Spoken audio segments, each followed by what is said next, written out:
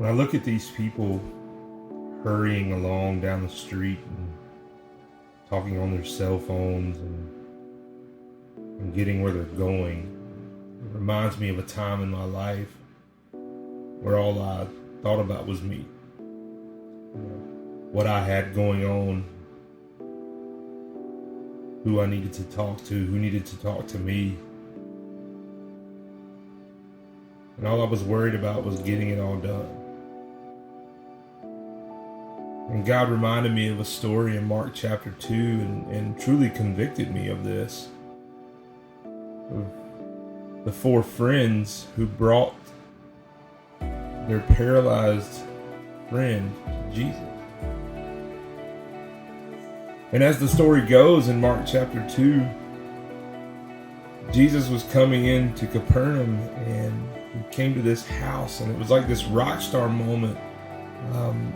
All these people just piled into the house till it was full, and they were standing around the outside to where nobody could get in. And these 4 friends knew about that Jesus was coming, and they knew that this one friend, the one that was paralyzed, needed to be touched by Jesus. So they picked up 4 corners of the mat and they just took off, and they soon realized that there's no way in. And so they jumped up to the roofs and got to the house where Jesus was and dug through the roof and lowered him down with ropes to the feet of Jesus.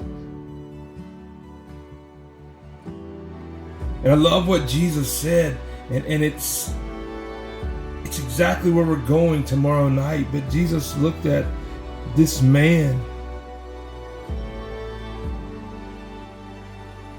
and in verse 4 and 5 he said this: since they could not get him to Jesus because of the crowd, they made an opening in the roof above Jesus, and after digging through it, lowered the mat the paralyzed man was lying on. Verse 5, when Jesus saw their faith, he said to the paralytic, "Son, your sins are forgiven."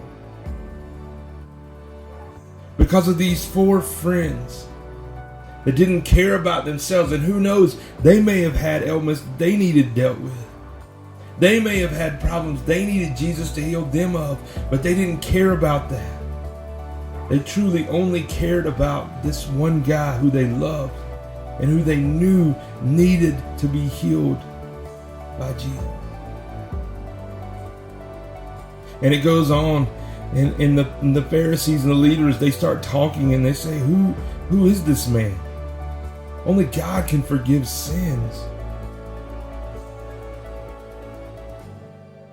And Jesus knew that, and he heard that in their hearts, and he rebuked them. And I love it. But again, it was because of these friends knowing that they had to get this guy to Jesus that he was healed. It was because of their faith, not this guy's faith, not the paralyzed guy's faith. It was his friend's faith that healed him. And as we continue on and looking at unity and trying to bring unity to this group, I pray that God shows all of us where we need to be a better friend, where our faith needs to be so much more so that these people can see Jesus in us, and that they can be touched because of our faith.